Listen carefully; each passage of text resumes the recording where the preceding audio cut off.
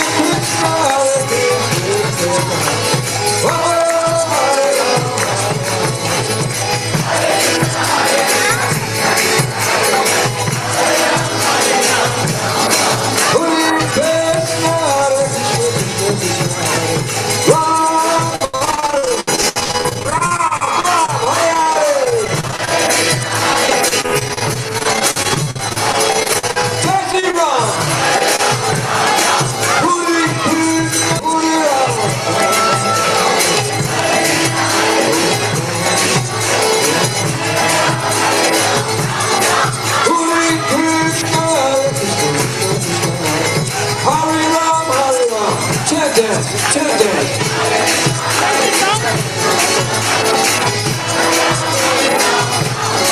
Put it in clear sky. Hurry up, hurry up.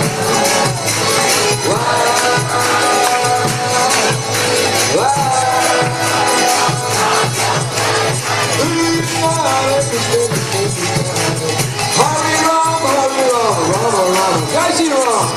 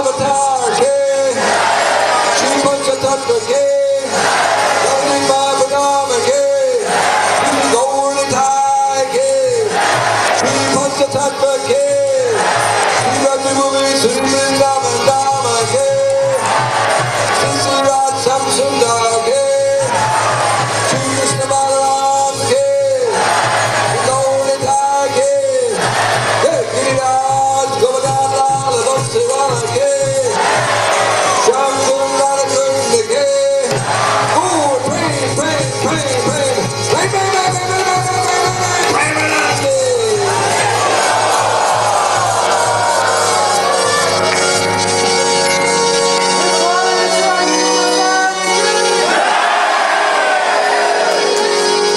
Kirtan forever.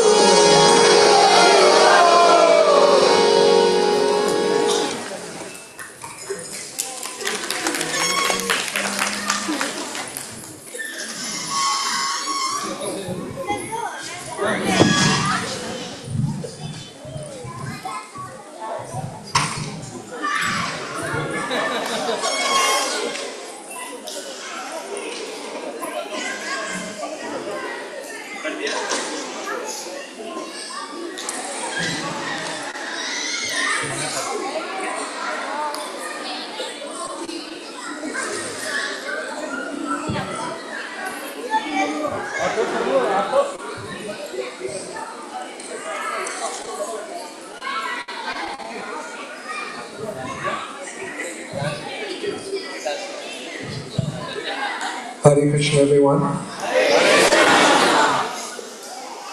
Well, that was a nice kirtan. Thank you so much.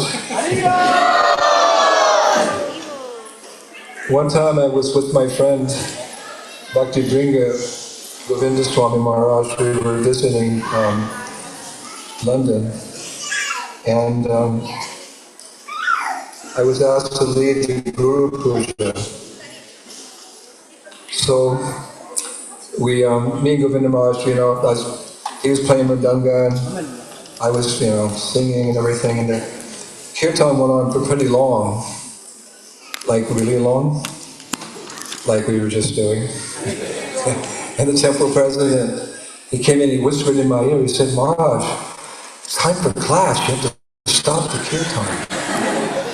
But I don't know, sometimes some kirtans, they just keep going and going, and we transcend and transcend, and we don't want to ever stop. So that kirtan went on for like 3 hours. And it was like 11 o'clock in the morning. Om Shripad Paramahamsa, like we said the Pramadwani prayers. And then the temple president, he said to me, he said, Maharaj, what about class? I said, Prabhu, that was my class. Because that's what we hear, isn't it? That Harinam, Harinam, Harinam Eva Keva. Hello.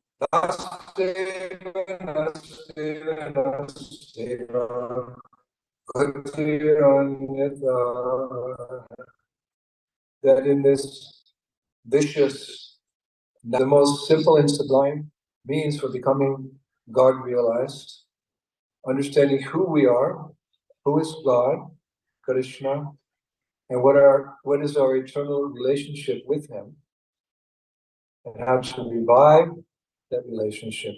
It all comes from 3 words: Hare, Krishna, and Ram, in the form of the Mahamantra. Hare Krishna, Krishna Krishna, Hare Hare Ram. Of course, we have so much supporting us as Vaishnavas to attain that Param Gatin, the supreme goal of going back home, back to Godhead. It's a challenge. Even Krishna says in the Gita, Vasudeva Sarvamati Samahatma Sadulava. Only after many, many, many births does one come to the point of full surrender and come to me. But the good fortune of being born in this horrible age, something like, what do they say? The silver lining in the dark cloud is a dark cloud, but sometimes something good happens. the worst of times. So the worst of times, what has happened? Sri Chaitanya Mahaprabhu has appeared on this earthly planet. Here in your country, Bharat, just 500 years ago. Krishna Varam Krishna Krishna Mustam Gopam Vishwaparshavam Yagnaim Sankatam Generally, Krishna he's called the Tri Yuga avatar. Tri, of course, in Sanskrit means three. So he appears in 3 yugas. There's no mention that Krishna appears directly in 4 yugas.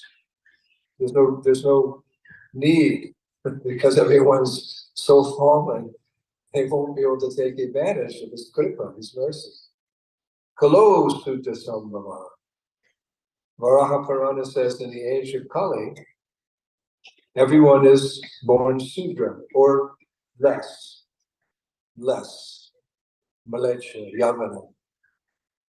So, trying to spread a spiritual message in Kali Yuga is like trying to light a fire on dry wood. Doesn't work. Doesn't work. But whatever disqualifications we have, the Lord's mercy is more powerful than our disqualifications. That's the good story. That's the happy ending. Everything in Krishna consciousness has a happy ending. So the happy ending is, irregardless of how fallen you are, this mantra works on you. And that's the reason that after the Sankirtan movement broke out of the house of Srivas Thakur, Srivas Anga, Mahaprabhu was relishing nocturnal kirtans every evening, every night, midnight actually, with his pure devotees, Amala Bhakti, who had only pure devotion. He was relishing. If you think about it, the Lord was relishing chanting his own holy names. And if it's good enough for God, it's good enough for us. What could be better? He's the supreme enjoyer. He's the reservoir of all pleasure. He's the connoisseur of ras. You can't get better than that. And if he's inviting us into that same kirtan where we can get that bhav, that love for Radha and Krishna, what would we look for elsewhere? Who would, like I heard Prabhupada say one time, who in his right mind would not chant Hare Krishna? Like, Prabhupada couldn't believe it. Like, the benefits are so great. Who wouldn't chant?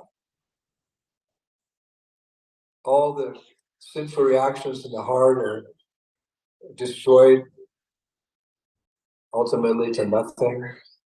The material desires which drag us life after life after life to the hot coals of material existence, they're uprooted. Lust, anger, and greed, they're described as the 3 gates leading to hell. They're uprooted. You may have seen a strong wind uproot a tree. I don't know if you have hurricanes here or tornadoes or whatever, but you may have seen, or at least you've seen on internet, a massive tree can be uprooted by a hurricane. To a common villager, it's like, they tie their cattle and their horses and next to the tree for a long time, and it takes all of that weight and abuse, but a wind comes along, tree's over, uprooted.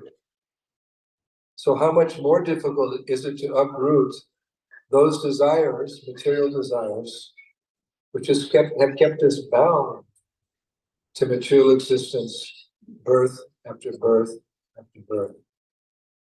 Brahmanda Brahmati Konya Bhagavan Jeev, Guru Krishna Prasad, Bhai Bhakti Nath Beach, our itinerary. When you go on a trip, you make an itinerary. You're going to go here, then there, then there. So what's been our itinerary since we fell from grace? Since we fell from from Vaikuntha, from the kingdom of God, what have we been doing? Everything's explained in Vedic scriptures. We've been wandering aimlessly, looking for the fleeting pleasure of material life, which is like water off a duck's back, or water off a lotus flower. Boom, boom, it's gone. And in that futile search, we've been traveling from Brahmanda to Brahmanda to Brahmanda. What's a Brahmanda? It's a universe. We've been traveling through different universes. How many universes are there? We hear how Mahavishnu, when he lies down and, the creation, then there's unlimited universes coming from the pores of his skin. It's quite amazing and make a good science fiction movie, but it's a reality. The pores, from his pores are coming unlimited universes. There's more universes in this material creation than there are grains of sand on this earth. You've been to a beach. How many grains of sand are there on a beach, and another beach, and another beach? And you go to America, you go to Australia, New Zealand, South America, there's beaches, there's more universes. And what have we been doing? We've been going from one universe to the next. Oh, maybe it'll be better next time. Oh, maybe it'll be better in the next universe. Curiosity killed the cat. That's the story of our lives. Not only that, but we've been going from species of life to species of life to species of life to species of life. It makes you shudder. And from body to body to body. That's our sad story. Our sad story. So Chaitanya Mahaprabhu, considering the fallen nature of the people of Kali Yuga, we're kind of the leftovers from the previous ages. There was Satya, Treta, Dvapara, then Kali. So Satya Yuga, you've read Prabhupada's books. It's the golden age. Why? Because most of the population is serious. Eke Purnandana, I'm going home. They're serious about their practices. It takes 100,000 years. Oh, and not in a nice air-conditioned hall like this, but with the glaciers near Badrinath. And those who didn't make it in Satya Yuga, they were born in Treta Yuga. 75,000 years, ritualistic activities. Swaha, swaha, swaha. And then came many went back. Krishna says to Arjuna in the Gita, as in the past so many persons have achieved perfection, so Arjuna, you should follow in their footsteps. It's an interesting verse. So a lot went back in Satya, more went back in Treta, and then came to Dvapara Yuga. Dvapara Yuga. And in Dvapara Yuga, the process was you go to the temple and you pay your respects to the Lord. Archa Vigraha. Prabhupada said one time, Archa Vigraha is the most merciful incarnation, just in that particular lecture. I was wondering why. Well, why is Prabhupada saying that the deity standing in the temple is the most merciful incarnation? And Prabhupada explained. He said because Krishna in his original form, Swayam Bhagavan, he comes and he goes. Varaha came and he went. Matsya came and he went. Even Lord Narasimha Bhagavan, he came just to save one devotee, one incarnation for one devotee, and the pastime, it was a big fight, bam, bam, boom. Lasted, 45 minutes, and he left. One incarnation. for one devotee. How kind is God? People say, how can there be God? There's so much suffering. Well, become a devotee. You won't experience suffering. You'll experience the joy of being delivered by God. Like someone says, there's no light. Well, turn around. Look at this bright light in my face. There's God. So he comes, and he comes, and he comes, and he comes. He comes once in a day of Brahma. And according to scholars, we take time, we calculate time, not by the time of puny humans. What are we compared to the devatas? Like, what's an ant compared to us? A little ant. They have their time. They get up, they have breakfast, they go to work, they come home, they go to sleep. They have a time, but it's insignificant. So our time is insignificant compared to the devatas, elevated, exalted personalities. So it said once in a day of Brahma. Don't think, oh, that's a long time. That's like a moment in cosmic time. Boom! Krishna comes every day, and he knocks on the door. Hey, human beings, sarvadharmam parityaya mamekam saranam braja tam sarvapapyam bhusva. He's not talking to pure devotees. He's talking to fallen people. Give up all these temporary dharmas, just surrender unto me. I'll protect you from all sinful reactions, do not fear. Is he speaking to pure devotees? Even madhyams? Even new bhaktas? No, he's those who haven't yet surrendered. If you surrender to me, I'll protect you from your karma. That means he's talking to non-devotees. Hey, you out there, you've forgotten me, behind your mukha, you've turned your face on me, you deny my existence. Stop. Look around.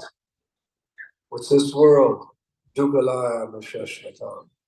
A temporary place full of so many people. I'm offering you an alternative, a positive alternative, a panacea.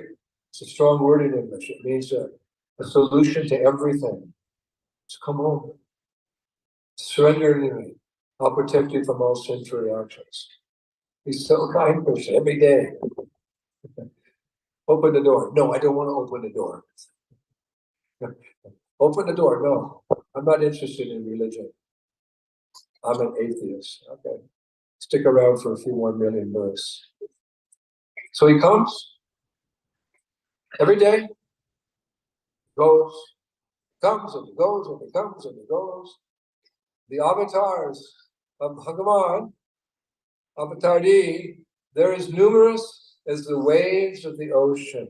We know the Das avatars, we know the principal 10 incarnations. But there's as many incarnations as there are waves on the ocean. And that means the Pacific Ocean, the Indian Ocean, the Atlantic Ocean, the Southern Ocean. And how many waves are breaking on the beach? You know, I don't even know if AI can figure it out yet. That's how many incarnations there. Not just Krishna, but Paripunaya Sadhanam Vivashaya Pushpagam Dharmasam. Okay, we know that. But it's not just Krishna. There's so many incarnations coming, coming, coming. And we turn a deaf ear. Good Lord. We turn a deaf ear. It's an English phrase. We turn a deaf ear. It doesn't go. Sometimes it stays. If you've been to Mayapur, how many of you have been to Mayapur? Navadvip, and in Mayapur, not far from our Mayapur Chandradhara Mandir, there's Nishringapali. Nishringapali is a lake. After killing Hiranyakashipu, on his way back to Vaikuntha, the Lord stopped, Nishringadev stopped in Nishringapali, because the demigods had built a lake for him so he could wash his hands with the blood of Hiranyakashipu. The demigods made a lake. Come here, wash the blood off your hands before you go back to Vaikuntha. Get that demon's blood off you before you go to the pure, pristine atmosphere of Vaikuntha. So he came. He just spent a moment there, washed his hands of the blood, and then he departed. But before he left, Swayambhu, Swayambhu, Shringa, he self-manifested as a deity. He self-manifested as a deity, killing Hiranyakashipu. That deity is still there. This was Satyuga. He didn't come and go, come and go, come. Of course, he did go back because his devotees were feeling so much separation from him, they could barely survive. So Lord, love is reciprocal. He went home, but he stayed in the form of a deity. So therefore, Prabhupada said the deity is the most merciful incarnation of the Lord. And he's there for us. He's there to receive our love and our devotion. So Krishna comes, he goes, he stays. But in this age, it's a very interesting phenomenon. He comes not in the form of a fish or a boar or a dwarf. He comes in a very interesting form. In the so-called material form. The deities are not material, but the marbles there, the woods there, the stones there, but by the presence of the Lord, it becomes transformed into something spiritual. But to our naked eye, it looks material, but we know it's fully spiritual. The deity is fully conscious, supremely conscious, because he's God. The deity is God. So it's very interesting. Krishna comes in a very subtle form in Kali Yuga. True Yuga avatar. God doesn't come, like Govinda, or Vamana. He comes in a very interesting form. Sound, like metal, like stone, like marble. It's a material element. Sound is a material element. And Krishna comes in this form in this age. Kali Kali Nam Mru Krishna Avatar. He descends, the incarnation for this age is the sound vibration. Hare Krishna, Hare Krishna, Krishna Krishna, Hare Hare.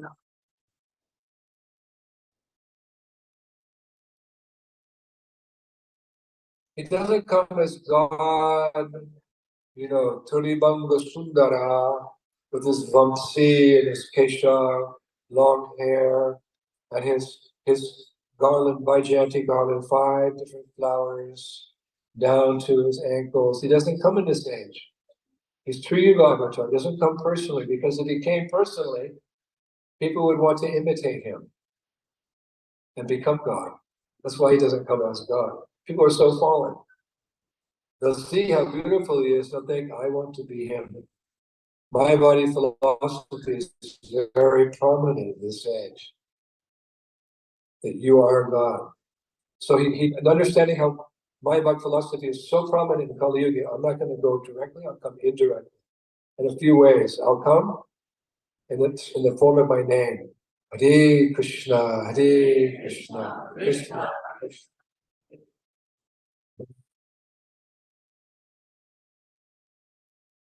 He comes as a devotee. Mahaprabhu appeared as a devotee. It took some time for the residents of Navadvip to figure out the Nimai Pandit was the Supreme Personality of Godhead. And then the Sangatam movement started. But he appeared in the role of the devotee because, he's so blissful, Gauranga. He's always chanting, he's always dancing, he's very sweet, he's very blissful. I'll follow him. By following him, you revive your dormant Krishna consciousness. So this was the Lord's plan. So sound is so important. It said that by sound we become conditioned, and by sound we become liberated. Just by sound.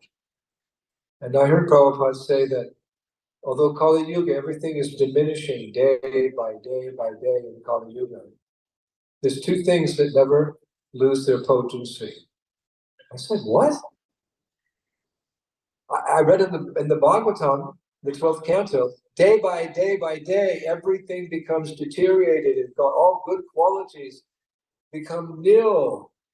Everything's destroyed, and all dharma is destroyed. Cleanliness, truthfulness, mercy, austerity, it's all obliterated by the evil nature of this age. Everything good is gone. But then I heard Prabhupada say there's two things that are never affected by Kali Yuga. And I was all ears, to say in English. If the teacher's saying something interesting, you're all ears. What? When's vacation? Tomorrow? I'm all ears. So I was all ears. What is Prabhupada saying? There's two things that never deteriorate. I mean, my God, everything in this creation is going to be dust in due course of time.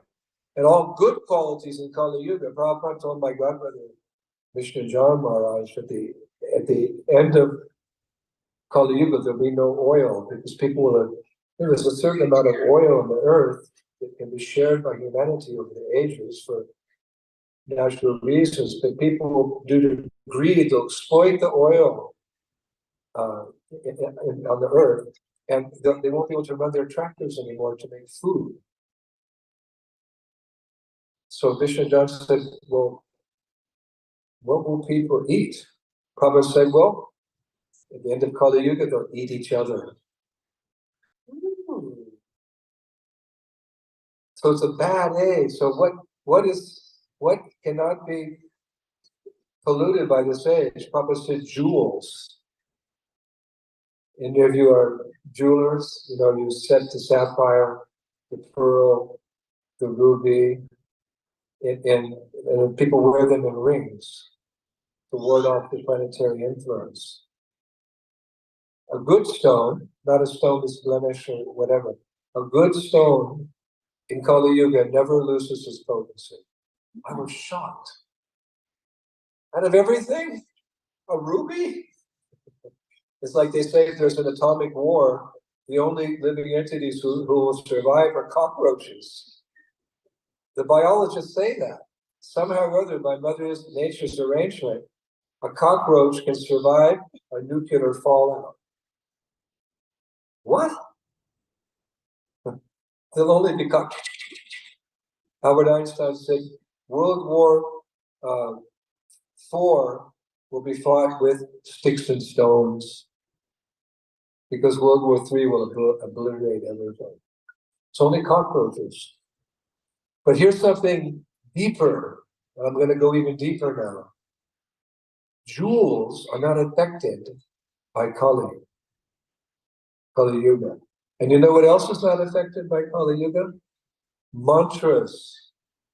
Mantras remain always pure.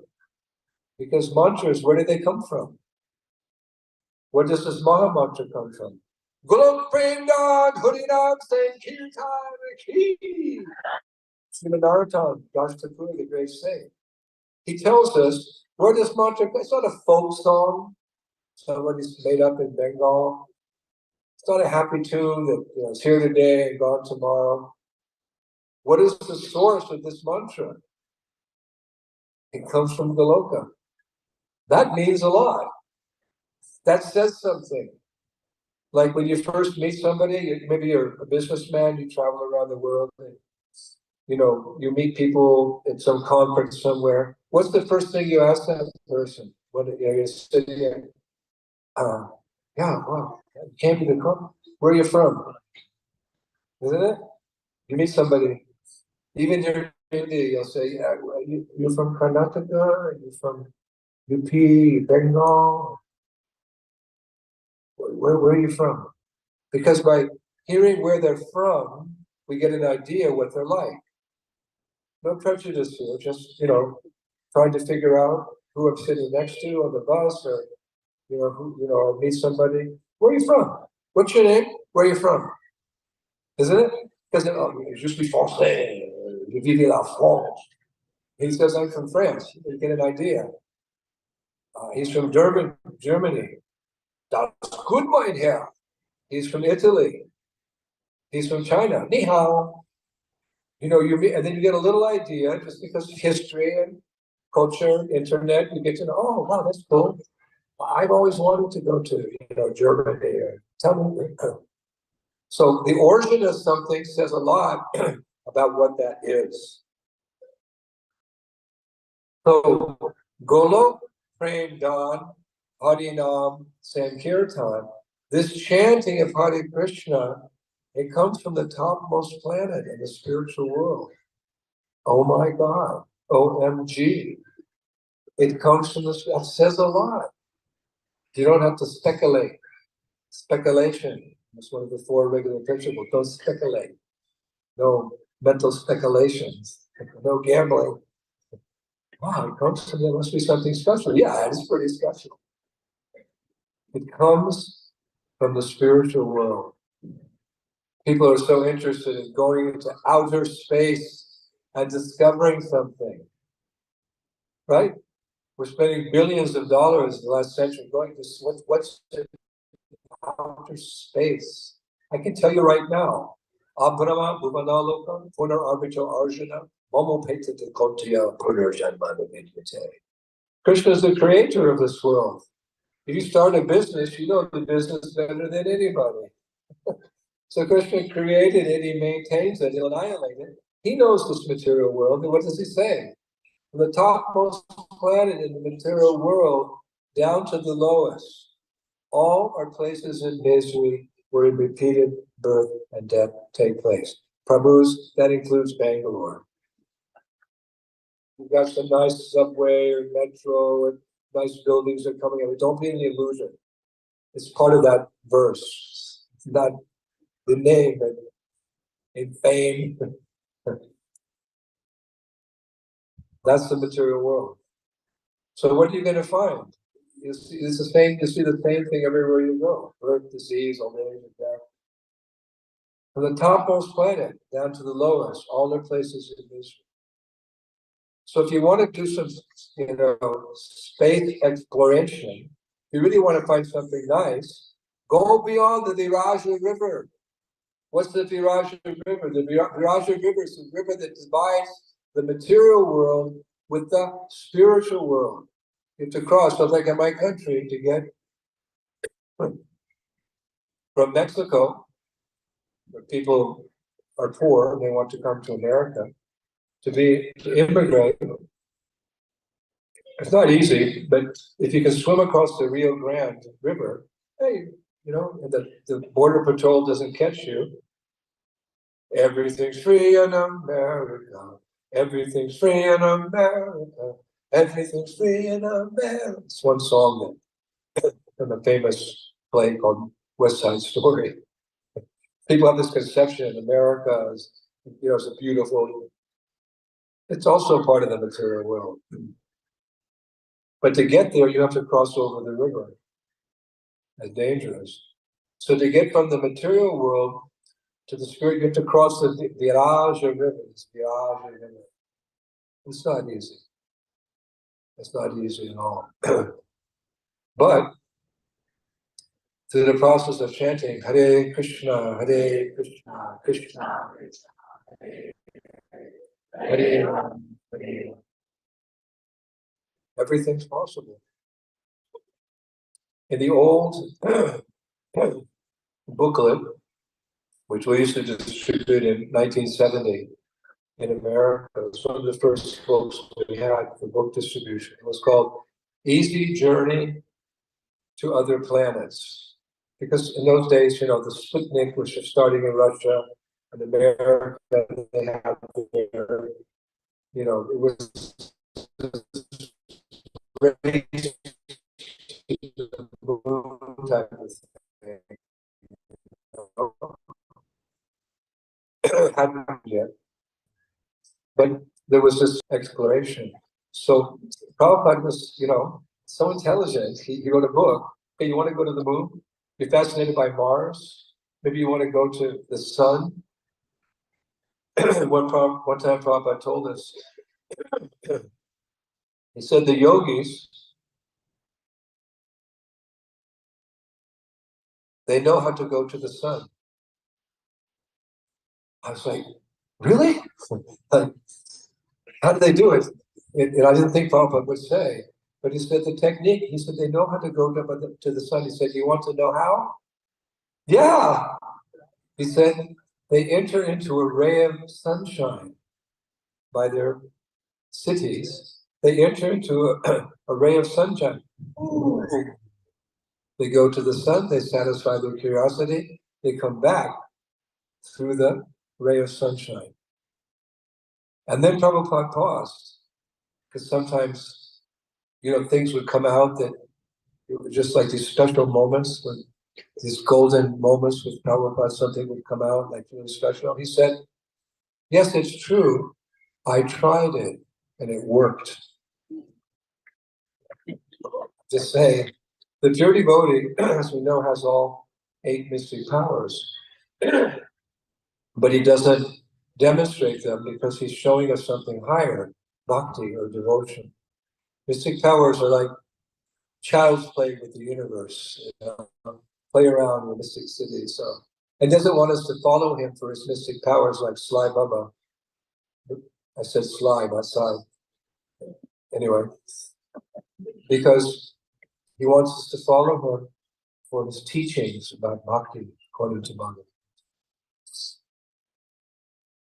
So we used to distribute this book, Easy Journey to Other Planets. Prabhupada wrote it because people were interested. You want to go to other planets? Here, read this book. Here's how to go to higher planets, and here's how to go to the highest planet. What's the highest planet? Golok. And what is the definition of Golok? Jiva Goswami says in his Tatsadharma, Go means cows. Loka means planet. So Goloka means a planet of cows. I was speaking with one Christian priest. He said, so, we call the goal heaven. What do you call it? I said, we call it Goloka. He said, oh, what does that mean? For you, what is heaven? So I said, Goloka means a planet of cows. And he went, what? That's heaven? A planet of cows? I said, it's a long story. I'll tell you later. That's the Param. So in this painting, which was on the cover of the book, you've seen, I don't know if you've seen the originals, Easy Journey to Other Planets. I think now they have a yogi or something meditating. But it was this devotee, the brahmachari, in a saffron building with a saffron sash, the shaved head and a sika. The painting had him, flying through the dark universe with some planets shining like that, with his mala. He had his bead bag, and the beads are hanging out. You can see he's chanting, Hare Krishna, Hare Krishna, Krishna Krishna, Hare Hare, Hare Hare. He was so impressed with that as a new bhakta. Man, I can fly. I can fly to the sky. I can fly to the moon. I can go to Mars. New bhakta. I just have to take my beads and keep chanting it. So it's not exactly like that, but it is that. It is that. That is the process for going back home, back to God, chanting the Hare Krishna Maha Mantra. And along with the philosophy, we have the example. Prabhupada said there's the Bhagavat and there's the person Bhagavat. There's the Srimad Bhagavatam, which is the philosophy, and then there's the Acharya, the spiritual master, who shows you how to live the philosophy. Both are required. You have Gita, you have Bhagavatam, but you need someone to write a purport to the 18,000 slokas, to the Bhagavad 700 verses of the Bhagavad Gita, and to show you how it works. How it works. The teacher, he's teaching Bhagavad Gita, but doesn't mean he's learning Bhagavad Gita. Like a teacher takes a pen or that crayon that they write on the wall, right? Teaching the students A, B, C. Does that mean the teacher is learning the alphabet? No, he's teaching the students the alphabet. So when God comes and chants his own holy name, it's for the purpose of demonstrating how to become liberated, moksha, beyond moksha, how to go back home, back to God. The same with Prabhupada. Prabhupada didn't have to chant 16 rounds a day. He's fully Krishna conscious, but he did every day to show us how important it is to follow the example. It works. There has to be proof. We say in English, the proof of the pudding is in the eating. Oh, I have this nice, okay, let's say Shrikant. I saw Shrikant, Prabhu, it's the best. I have come from Gujarat, and the Shrikant, it's very nice there. But you're not going to believe me till you, oh, wow, that was the best Shrikant I ever had. Oh, I had those spices, cardamom, and saffron. So we need examples, how the mantra works, to give us shraddha, faith. Prabhupada gave me an instruction when I was 19. He said, Indradyumna, preach boldly and have faith in the holy names. We need faith in the holy names in order to chant from our heart with all focus and all earnestness, with prayer. It's almost like the mantras of prayer more than a mantra. My dear Lord, my dear energy of the Lord, Radharani, please pick me up from the social of death and take me back to the spiritual world. So to get to that point, we have to see how the mantra is working.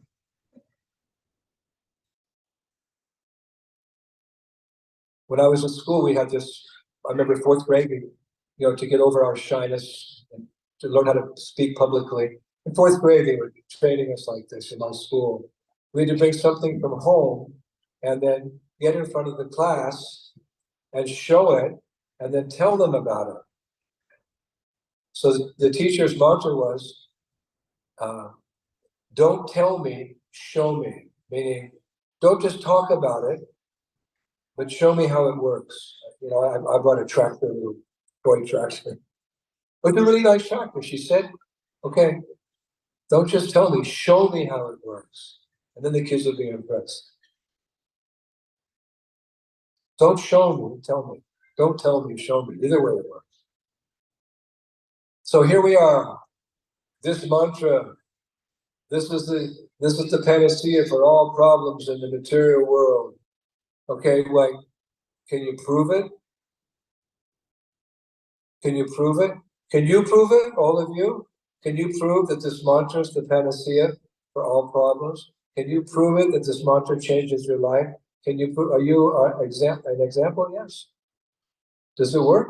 Look in the mirror and chant. What will happen? Ooh, no. You chant in front of the mirror. Hare Krishna, Hare Krishna, Krishna Krishna, Hare Hare.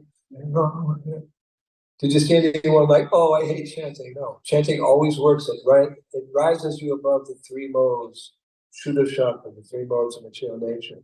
So therefore, we see in the movement of Chaitanya Mahaprabhu, he didn't just say, Harinam, Harinam, Harinam, and Kevalam, you'll become liberated. He demonstrated it. He went to the Jharikanda forest. They're not even humans. They're not even subhumans. They're not even Yavanas and Malaysians. They're animals.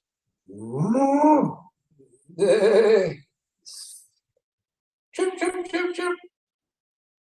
Anamoya. They're only interested in one thing. Eating, eating, eating, eating.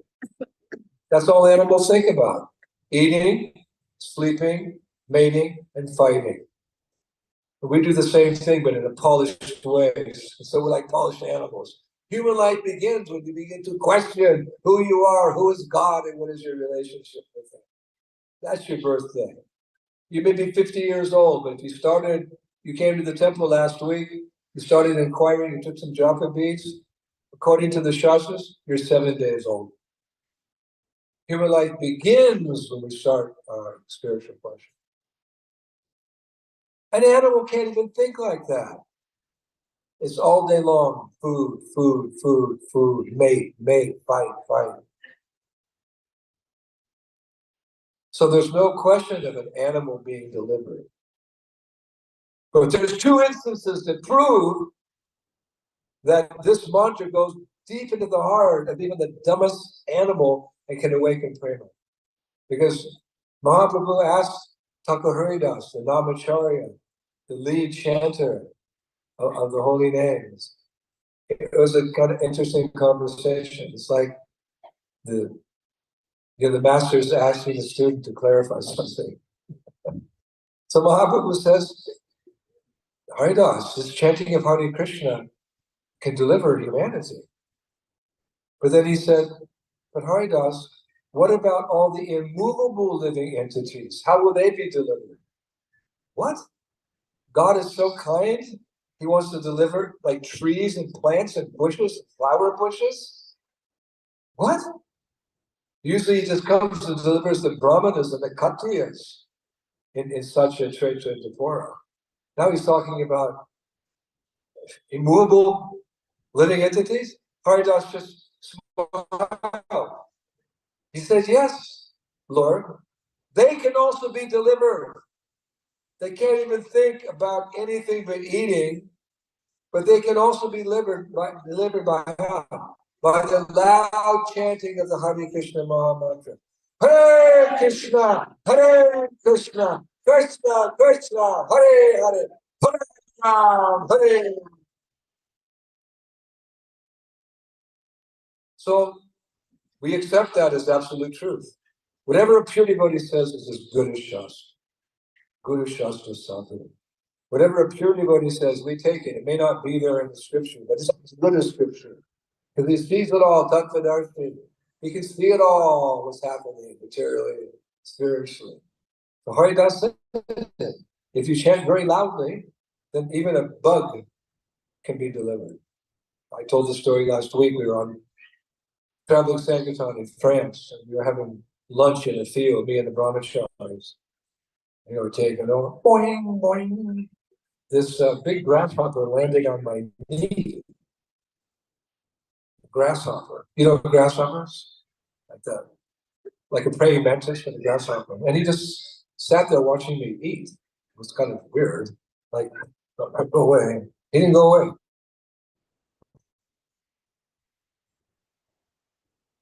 He's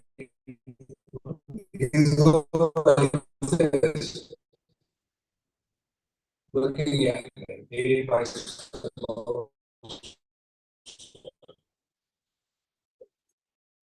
So one boy brought up this whole pastime, and of course, I'm not talking about himself, can deliver someone who's in total ignorance. So the boy said, remember, how the fallen plants and animals can be delivered. Haridas Thakur said, by the loud chanting of the Hare Krishna mantra. So he said, why don't you deliver that grasshopper? So I said, wow.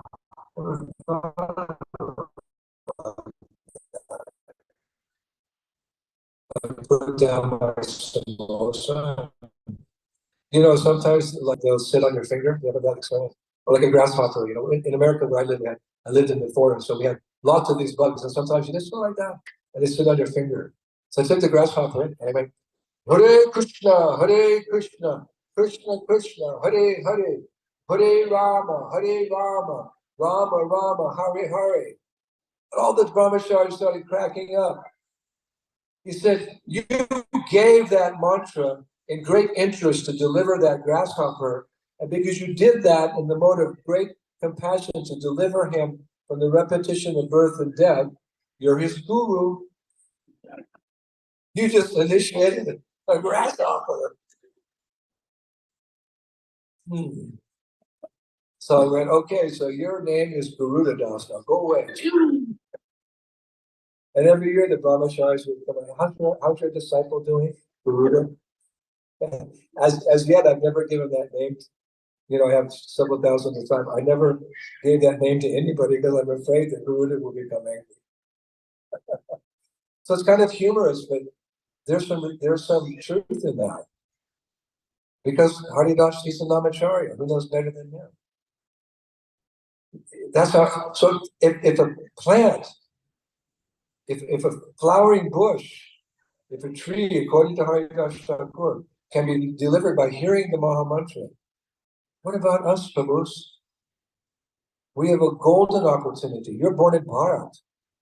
It's said in Chaitanya Charitamrita that only the most pious people in the universe are born in Bharat. Of course, there's impious people here too, but I've seen your pious people. So you're born in this country, and even though it's called a union, Western civilization has filtered in to this pristine, pure Vedic culture. Cry, my beloved country, but that's just the way it is. But still, when your Prime Minister, Narendra Modi, builds the beautiful new Ram temple where Ram appeared in Ayodhya, the whole country, well, not the whole country, but much of the country is elated. I've been traveling around India and I'm on a train, or I'm on a plane, I'm walking down the street. Nobody knows me. I go, Jai Sri Ram! Everyone looks at me and says, whoa, no, sadhu, sadhu. They come and thank me. Thank you're a Westerner, you know. Jai Sri Ram, Raghupati Raghava Raja, Patita Pavana. You know the mantra, yeah. Jai Sri Ram.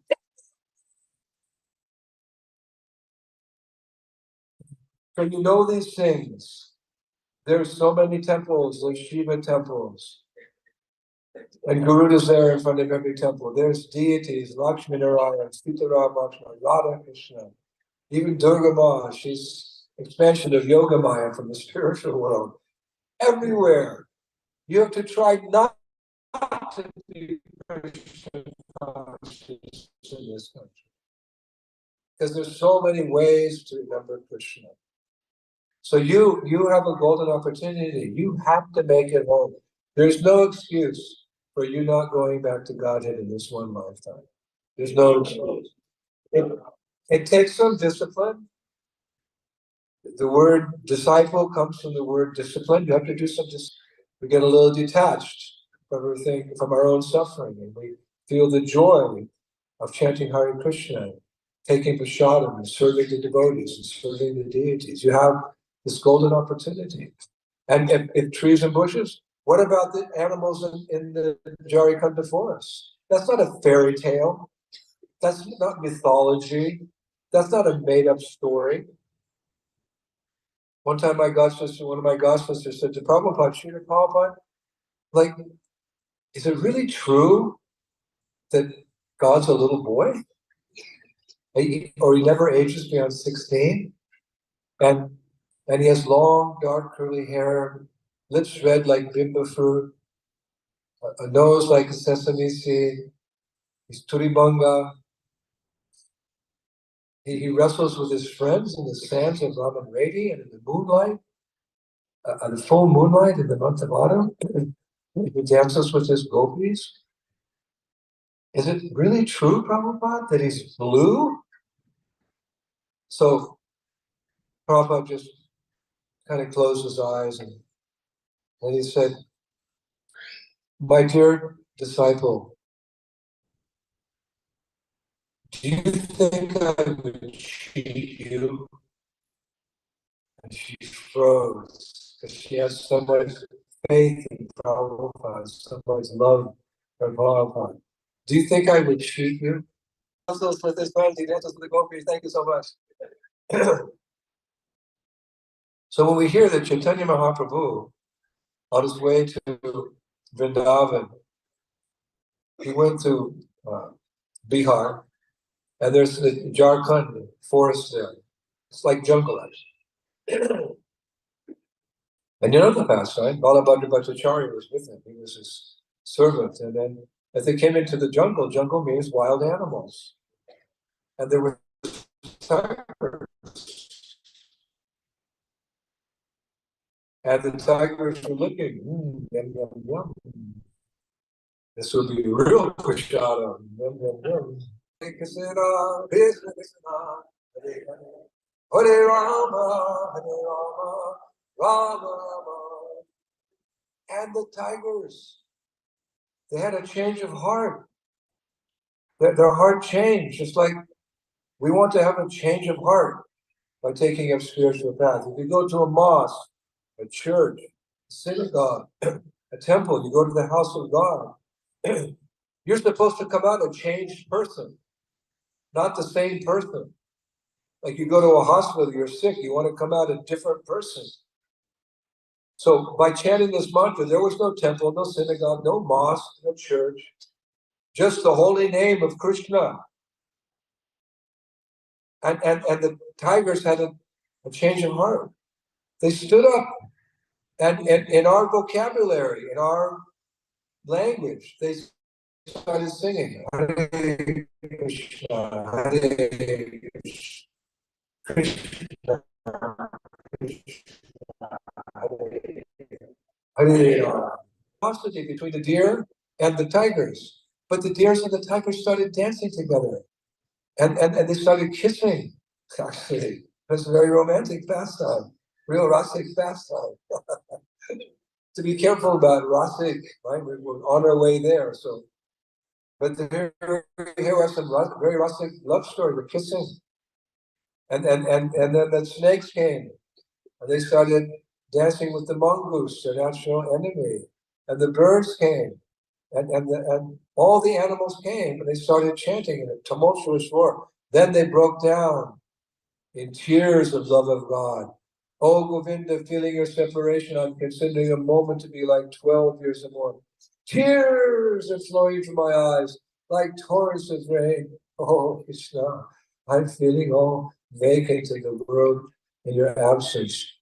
How to get to that point? Oh my gosh. Because they heard from Mahaprabhu. Prabhupada says elsewhere that the chanting of Hare Krishna is always beneficial. Always, however you hear it, if you're in the department store, someone's playing it. But he said it's especially beneficial if you hear it from the lips of a pure devotee.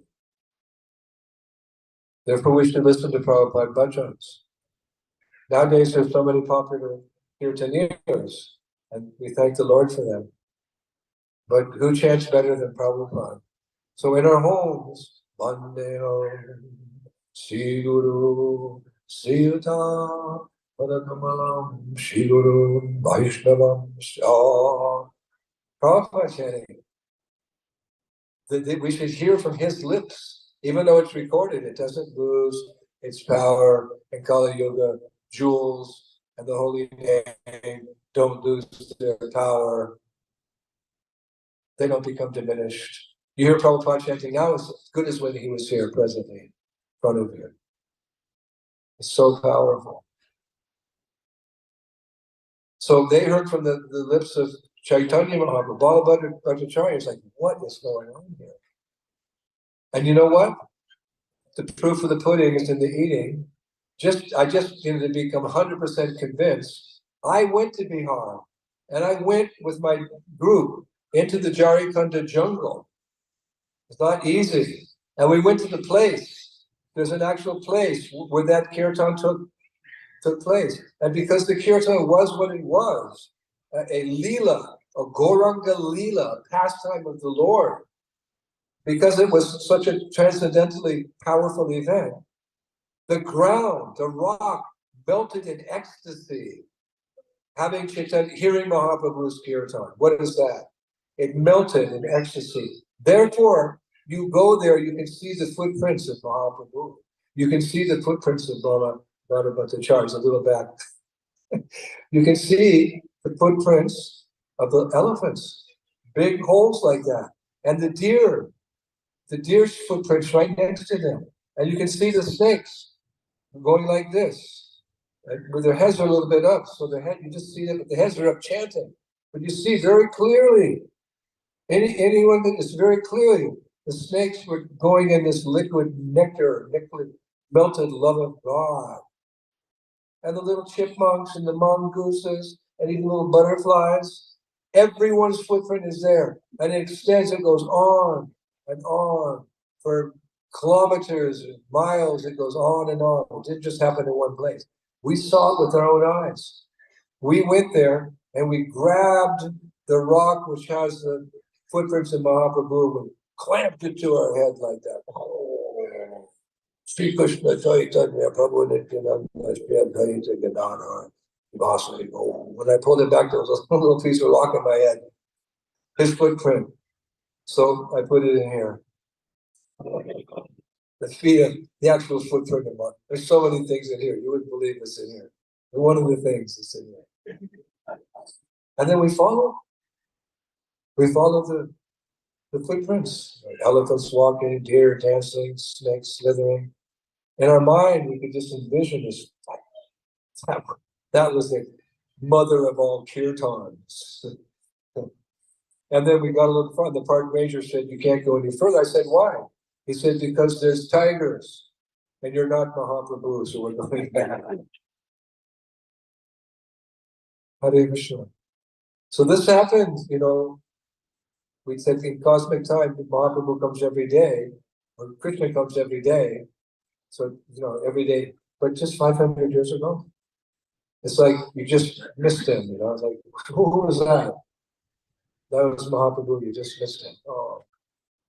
But he left behind the most valuable treasure. Hare Krishna, Hare Krishna, Krishna Krishna, Hare Hare, Hare Rama, Hare Rama. But you have to be determined. Because Maya's thankless task is to keep the conditioned souls in this world as long as they're not sincere devotees.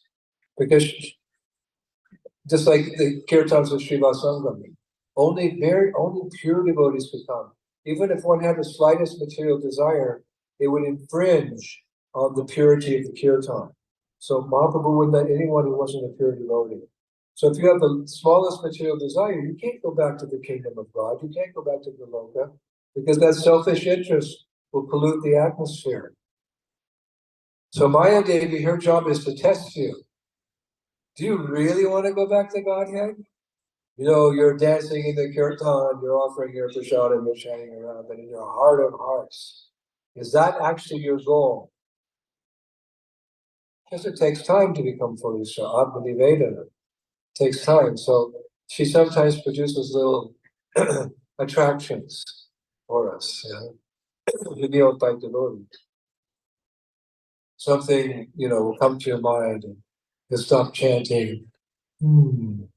She was a pretty girl, or he was a handsome boy, or I saw that unoffered cake in the bakery and I started salivating.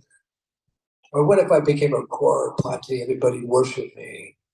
Sometimes this old residue comes up in the mind. She's testing you. You just have to say, nope, not interested. Like bubbles come up sometimes from the bottom of the lake. By nature's the way little bubbles come up from the mud. You can see them if you're in the boat. So sometimes desires come up because of our past lives or retain some attachments, so they'll come. So the best way to get rid of a guest who you don't want in your home is to ignore them or don't feed them. If someone, relative comes, okay, not a relative, but somebody comes to your house and, they were recommended or they were told they could stay there. If you don't like them, when are we going to get rid of this guy?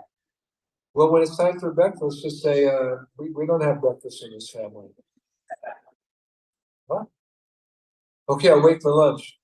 We don't eat lunch in this family. What? Okay, dinner. No dinner either. No, you're not. No, we fast. We eat once a month. Well, I'm going home. Oh, I'm so sorry to hear that. You're going home. So if some desire comes to your mind, don't entertain it. Make it fast. Ignore it, it'll go away. That's one trick. Another trick to get free from material desires is to get a higher taste. I'd like to do that, but I'd rather chant Hare Krishna, Krishna Krishna, Hare Hare Rama, Hare Rama. So it's the simple, most easiest sublime process, but it's not cheap. It's not cheap. You have to Vachavega, Manasakota Vega, Jiva Vega, Bhakta Vega. You have to rein in the restless senses like the turtle. If there's danger, she pulls in all her extremities. She's just under the shell. So you have to become disciplined. You have to have a routine that you follow in the morning, in the evening. And you have to be conscious to offer your food. And when you're eating the food, you're not just eating because it tastes good and you're hungry. Oh, that's a good. You're respecting Krishna's mercy. Prabhupada was always a little slow when I watched him on several occasions. He was taking the prasadam and eat it, and I saw as he eating, he was savoring the taste, but because it was tasted by Krishna. He didn't plow through a meal. And then, oh, I'm so full. No, he never, he would eat consciously, like they never said, I'm full. He ate enough to satisfy the Atman, the soul. Of course, this just takes time. It's not something you can do immediately. It takes time to, that's why it's a gradual process. We're works in progress. We're works in progress. And we shouldn't become disillusioned. Oh, I've been around so long. I am not so advanced. No. If you're 1 inch above the ocean, you're safe. If you're drowning in the ocean, someone picks you up 1 inch, you're safe. You may not be on the land, but you're safe. So if you're in this movement, you're making a good, sincere effort, you're trying your best. Sometimes you slip up, sometimes you make a mistake. Okay, it can be forgiven if you show some remorse and you change your ways. Don't become depressed, don't leave. Stay and keep chanting, because by keep chanting, that taste is going to come. And one day, you're not going to be able to put down your beads. Why do you think that there's sadhus in Vrindavan who chant 192 rounds a day? I've seen them. At Surya Kund, there's one Baba. I went to see him. I stayed with him some years ago. I didn't stay with him, but I stayed today. All day long. Hare Krishna, Krishna Krishna, Hare Hare, Hare Rama, Hare Rama, Rama. He was chanting that fast. Hare Krishna, that's slow. Hare Krishna, Krishna Krishna, Hare Hare, Hare Rama, Hare Rama. He was like he's eating a gulag or something. He was just like relishing. 18 hours a day. So you'll get to that point. Because Krishna is the reservoir of all pleasure, and he's non-different than his holy name. Namad Chintamani Krishna's Chaitanya, Rasa, Vigraha. You have to have faith. And that's why congregational chanting is so important, because in every congregation, there's advanced devotees, there's intermediate devotees, there's new devotees. So you'll always be surrounded by devotees who are sincere, and maybe they're not having a bad day like you, they're having a good day. That day they really focus on the chanting. So stick to the association of devotees, and you'll be safe. It's a safeguard to be with devotees. And by constantly chanting, even non-bas, even not consciously, you're being purified every time. Therefore, Prabhupada said, Kirtaniyat Sadahani. It's in the CC. Kirtaniyat Sadahani. If you got time, chant Hare Krishna. Because life is short and then you die. You don't know if you'll wake up tomorrow. It's not only old people who die. Babies die in the womb. Teenagers die in accident. People get cancer at 35. We don't know how long we have. Our real business in this world, we have our business. It's important. Body's important. Family's important. Society's important. The world's important to a certain degree because we're here and we want to use it as a foundation for going back to Godhead. What's utmost important? Becoming fully Krishna conscious. And we're busy bodies, busy as bees. We don't have we can't give time like 192 rounds a day. But if you've got time, chant Hare Krishna. Don't watch the cricket match. Don't talk gibberish. No, this and that. If you've got time, and you as you get older, you realize you're in the twilight of your years. Maharaj will come at any minute. But the beauty of old age, you become more serious. Because the hourglass is it's going down the sand and you can see it. So the beauty, every age has some beauty. Babies are cute, toddlers are fun. When you're young, you're healthy, you're strong, your senses, you're middle-aged, you're proud of your career. What's the beauty of old age? Your senses don't work anymore. Even if you wanted to enjoy, you can't. So old age is like a blessing. If you're getting older, don't lament. It's a blessing in disguise. The body's falling apart, like a car. And as your car really starts to fall apart, you think, I want a new car. This is terrible. So you're not so long attached to your body anymore. You're waiting for your next body to serve Guru Varanga, or you're waiting to go home and get your spiritual body. But one of the blessings of old age is that you realize, time is not on your side anymore. So every moment's like gold.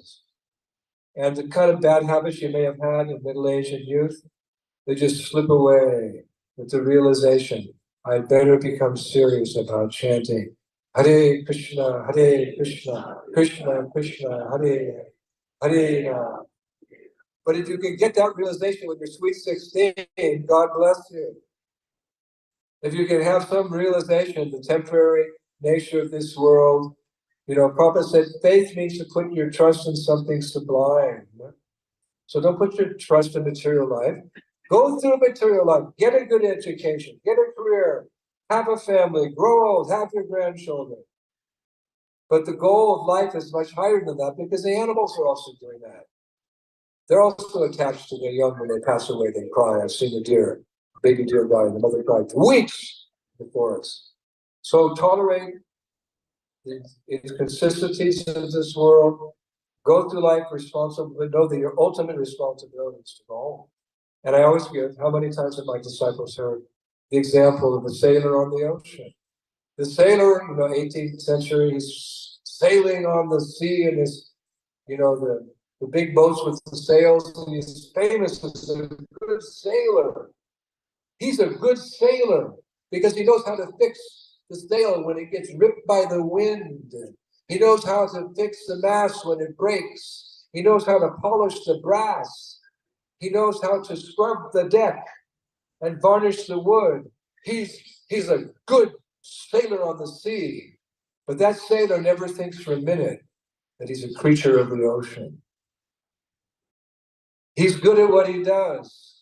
He's responsible in his dharma, his work, but he's never thinking for a moment he's a creature of the ocean. He's a little nervous because a big storm may come, a big monster wave may come, and he's finished. So although he's responsibly doing his work, in the back of his mind, what's he thinking of? The land, the land. And so he's always thinking of the land, scrubbing the deck, land, doing this land.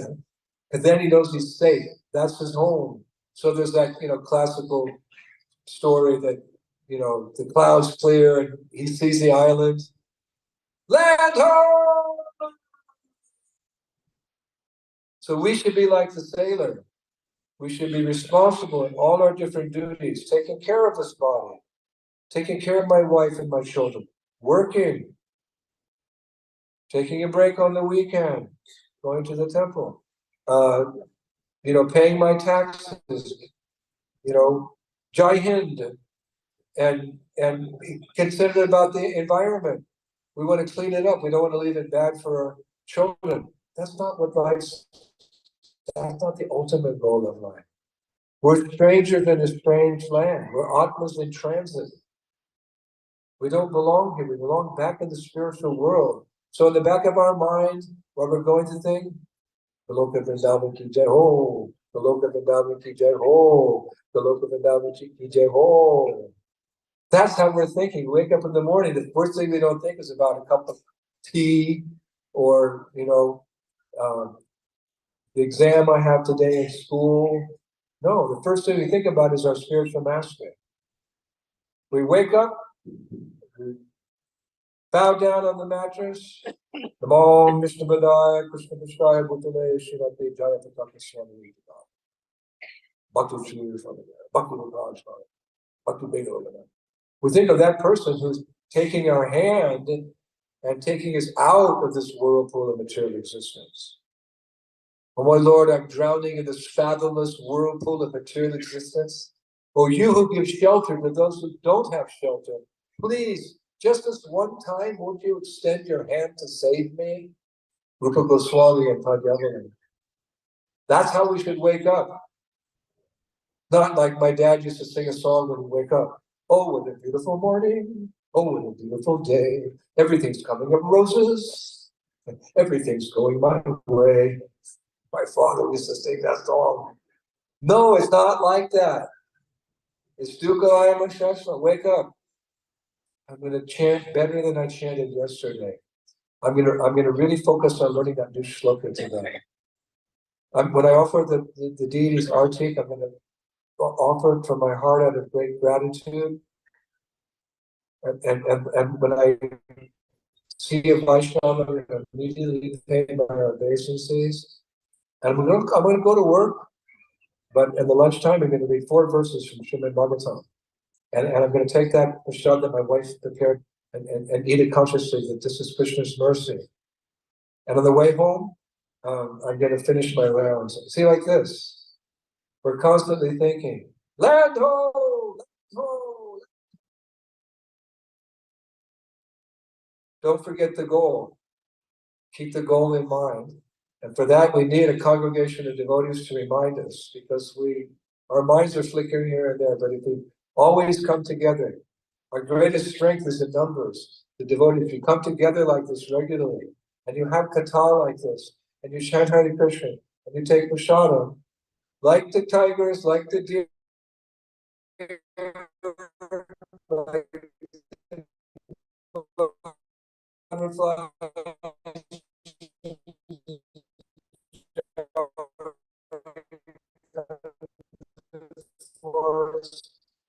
and like the prophecy of Haridas Thakur, that even a clump of flowers can be delivered, there's a good chance that you people here in Bharat, here in Bangalore, you can make it back to Godhead in one lifetime. In fact, 1933, I see no reason why all my disciples cannot go back home, back to Godhead in one lifetime. So give us souls of lion. It's so much fun to chant. Hare Krishna, Krishna Krishna, Hare Hare, Hare Rama, Hare Rama. And don't forget the spiritual world for all of you. It's very close. Goloka has become Gokula in UP. Because Krishna came and he brought the spiritual world with him. So you have to go to Vrindavan whenever you get a chance. And in that transcendental atmosphere, you'll make a quantum leap in spiritual life. Here you can make some progress. If you go to Braj, if you go to Mayapur, where the Gaudiya Vaishnavas like to accumulate, you can make a quantum leap in 1 week. And to help you, to serve you, we've produced this book. This book is called The Sacred Forests of Vrindavan, and specifically the western bank of the Jamuna. When that horrible, horrible time came, the pandemic, the COVID, I was locked down in Vrindavan. What better place could you be locked down than Vrindavan? Radharani slammed the door on me in Vrindavan. But I'm a traveler. For 52 years, I've been traveling. Every 3 days, I had to move on because that's the sannyasi's instruction. You can't stay in a place more than 3 days as a sannyasi. So here I am, 3 years in Vrindavan. So what did I do? I studied as much as I could from all the books, just like our Bhanu Swami in Chennai. He's translated so many Acharya's books. I had Prabhupada, so I was reading them and studying them. And then I started giving lectures on Vrindavan. Every Friday, I give a lecture just about Vrindavan. We're close to 500 lectures just about Vrindavan. They're posted every Friday on my YouTube channel, Indradumna Swami. YouTube, you can become a subscriber. A different personality in Vrindavan, different holy place, a different mood, different instruction from Prabhupada, how to live in Vrindavan. Each lecture, I focus on something different.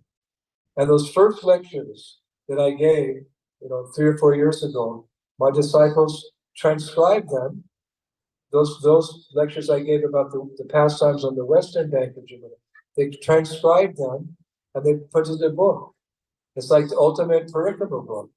And there's beautiful photographs as well. So if you go to Vrindavan with this book, and let's say you're at Radhakund, you don't know much about Radhakund, you open up to the page about Radhakund, and you read about it, and you'll learn what I learned, what took me 4 years, you can learn in 4 minutes. It's the ultimate parikrama book. I took direction from Dina Bandhu, my parikrama guru, from Bhakti Churu Maharaj, from Jayapataka Maharaj, from so many of my senior godbrothers. I heard their talks and incorporated it in my talks. So here's the ultimate guidebook. Here's Lord Shiva about Vrindavan. And as the years go by, we'll come out with a book every year. I don't know, it'll take 25 years or something like that. And you'll have a perfect book to go to Vrindavan with and just open it up and learn everything you need to know about that particular place that you're visiting. And if you can't go to Vrindavan, you can open it up in the privacy of your home and start reading. And lo and behold, you'll feel just like you're in Vrindavan. Who wants to be in Bangalore? Nobody. Well, somebody, but not us. We want to be in Braj. Land ho, Braj. So to do that, just open this up like Bhaktivinoda Thakur, he said one day. I woke up, Bhaktivinoda Thakur wrote, and I saw my house had been transformed into the Loka Vrindavan. So this was my service to all of you. It's expensive because it's a first-class production. You know, the title page is heightened here, you know how they do. It's first-class paper, first-class photographs, everything. It's really the printer was so proud of it. Somebody can put on the table in the living room and people come by and, oh, what's that? It's about Vrindavan. So it's 2,500 rupees. Oh my God, that's so expensive. But anyway, I'm not here to make money. I'm a sannyasi. I don't have a bank account.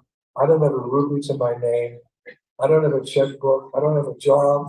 I just wander this world speaking Bhagavad Gita and Bhagavatam, and my disciples take care of me. So I'm not into money, but we do want to print more and more and more books. We've distributed 1,100 books in the last 2 weeks in South India.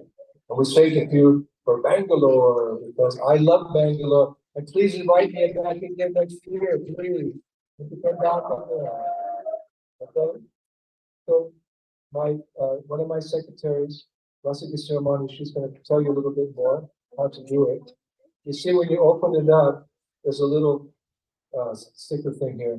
If you write your name there and you buy the book, then you can come and I'll sign the book with a little dedication and a date like that, so you can remember, you get a signed copy.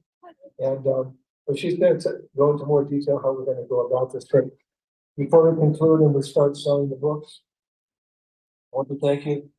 One of my favorite places in India is with all of you, because last time I came, it was so ecstatic, and it's been ecstatic again. I still got 2 more temples to visit tomorrow. I can't wait to get up tomorrow morning and go to those temples. So just a big, big thank you from my heart to all of you for inviting me here. Love you all. Looking forward to coming back. Hare Krishna.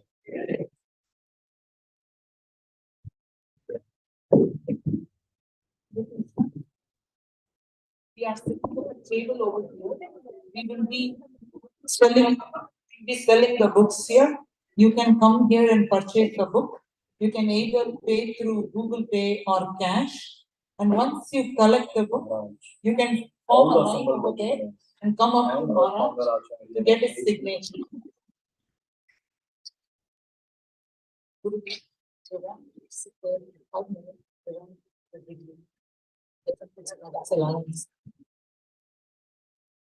Next 5 minutes, they are going to show a video. So the book signing will happen after that. Hare Krishna. So let's thank His Holiness Indradamana Swami Maharaj for such a wonderful narration by loudly chanting Hari Bol 3 times. Hari Bol! Hari Bol! So I was remembering when Maharaj was talking about Hadifan forest and how Chaitanya Mahaprabhu transformed so many animals into the devotees of the Lord. Even they felt that ecstasy. And dear devotees, Maharaj has done the same thing in the remotest part of Africa, Latin America, and Europe, where the people were so envious, so difficult to preach, but Maharaj has transformed their life. And not only that, now they themselves become so wonderful preachers. What Maharaj has done, he has received instruction from Srila Prabhupada about now to preach boldly, to have faith in the holy name. So he has received it, he has imbibed it into each of his cells, and he is sharing it. And whoever he is sharing it, now they are taking it so sincerely. Now that is the power of a devotee. That's the power of a pure devotees. Right? Yes, recently Maharaj was talking about Jai Sri Ram, like how Hanumanji was showing, Ram and Sita in his heart. Like if you see in each of the cells of Maharaj, you'll find nothing else than the holy names of the Lord. His heart, his body is completely, his soul is completely absorbed with the holy names. And we are so fortunate to have association of Maharaj. So, and now we would request Maharaj to shower his blessings so that we can continue the same spirit the way he has been doing. So now would like to share a report of our congregation, ISKCON Whitefield, that we had shared with His Holiness Jayapatra Swami Maharaj, the GBC of this area, or what we have done over the last few years. And I would request Maharaj to watch this video, this small report that we have prepared.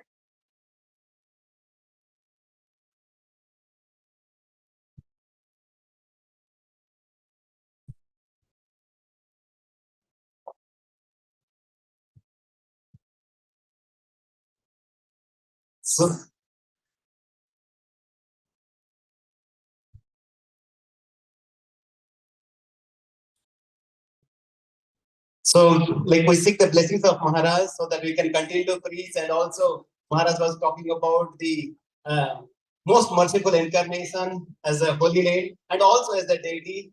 We have also a desire to set up a beautiful temple in this Whitefield area. And with the blessings of all the devotee and especially Maharaj, hope we'll be able to do it very soon. So just kind of roll this video quickly, and in the meantime, the devotees can purchase it and they can come in the queue.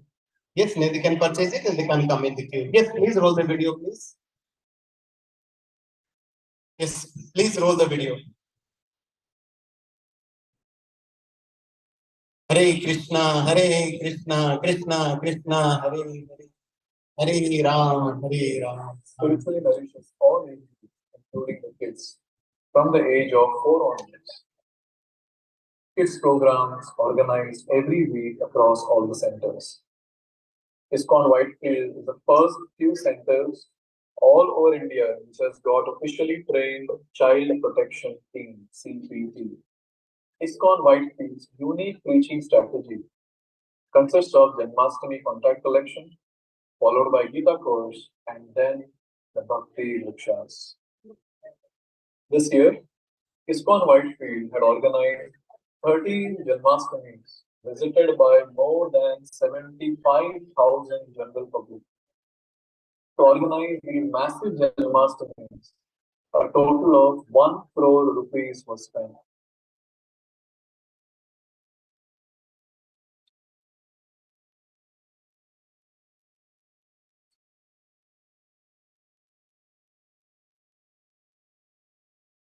Hey Krishna, please pardon us for the. Yes, thank you very much. Now let's go forward. Yes. Hare Krishna, Krishna Krishna, Hare Hare, Hare Ram, Ram Ram. On the pleasure of His Holiness, His Jayapataka Swami Maharaj, all the assembled Vaishnavas, and our founder Acharya A.C. Bhaktivedanta Swami Shvatagopal. ISKCON Whitefield is the child of Narsimha Giridhari Mandir, and this child has been growing from outpost to extension center to preaching center, and now soon to a temple under the able guidance of His Grace Varada Krishna Prabhu. ISKCON Whitefield's expert management team consists of the temple president, His Grace Harikshetra Prabhu, and assisted by the board members, His Grace Bandhu Madhav Prabhu, His Grace Sudhiri Gopal Prabhu, His Grace Yuval Kishore Prabhu, His Grace Achyut Arjun Sakha Prabhu, and Kartikeya Das. Along with this management team, dedicated full-time devotees are adding more and more enthusiasm with their missionary spirit. ISKCON Whitefield has 13 full-time brahmacharis, all cultivated in the youth preaching endeavors. Each one of them are highly qualified in their material education and corporate experience. There are 3 full-time vanaprasthas also who are cultivated in the congregation preaching endeavors of ISKCON Whitefield. ISKCON Whitefield's preaching endeavors has resulted in 7 flourishing bhakti centers in and around this Whitefield area. ISKCON Bhakti Center, also called as IBC, are as follows. IBC AC's layout, headed by His Grace Yugal Kishore Prabhu. IBC Kaviraspura, headed by His Grace Bandhu Madhav Prabhu, His Grace Subandhu Govind Prabhu. IBC Karnamaka, headed by His Grace Achyut Arjun Sakha Prabhu. IBC Whitefield Inner Circle, headed by His Grace Sudhir Gopal Prabhu. IBC Panatur and IBC Sarjapur, headed by Kartik Das. All these centers put together, there are 5 circles, 11 sectors, and 48 Bhakti Vrikshas, with total of 1,270 devotees. Out of these, 76 are first initiated and 11 are second initiated. All the devotees connected to ISKCON Whitefield go through systematic training and Shiksha levels. Shiksha ceremonies are organized thrice a year. From 2017 to June 2023, 2,026 devotees have taken oaths and Shiksha ceremonies to chant minimum 1 round to 16 rounds. Coming Sunday, 282 devotees are taking oath for next Shiksha level. Apart from congregation preaching, ISKCON Whitefield is actively involved in preaching to unmarried youth boys and girls. There are total 8 youth programs organized every week in Hope Farm, ACS Layout, and Kavdaspura centers, which are attended by more than 200 youths. There are total 6 bases: Bhaktivedanta Academy for Culture and Education, where serious youth practitioners stay together and enthusiastically do their sadhana and seva. In a couple of days, ISKCON Whitefield is inaugurating a new youth center, which will be for youth and managed by youth, the prime youth area called Maharaj. ISKCON Whitefield spiritually nourishes all age groups, including the kids, from the age of 4 onwards.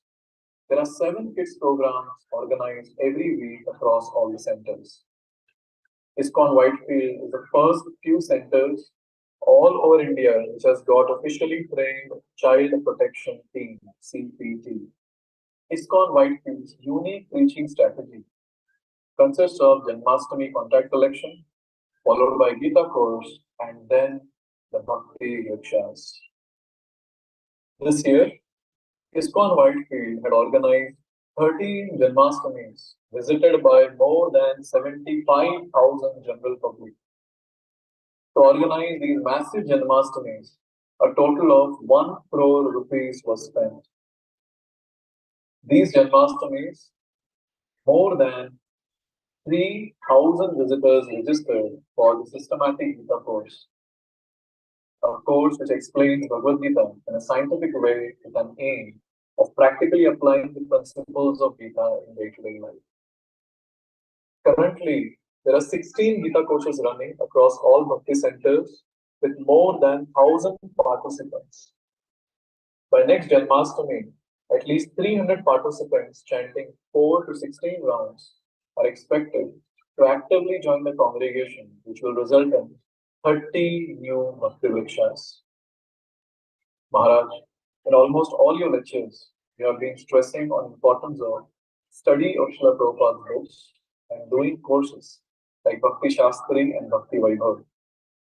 To please you, ISKCON Whitefield is now an officially registered center for Bhakti Shastri examinations under BOEX, Board of Examinations.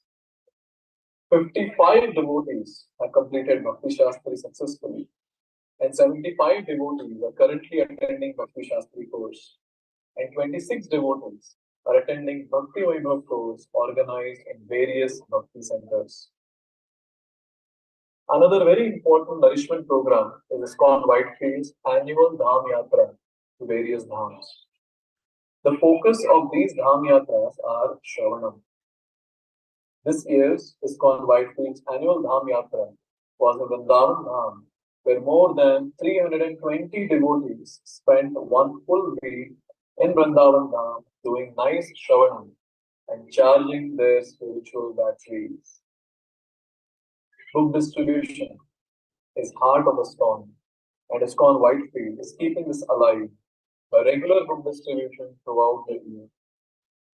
Last year in Book Marathon, ISKCON Whitefield distributed more than 15,200 books and was listed on 5th position in annual book distribution among small temples.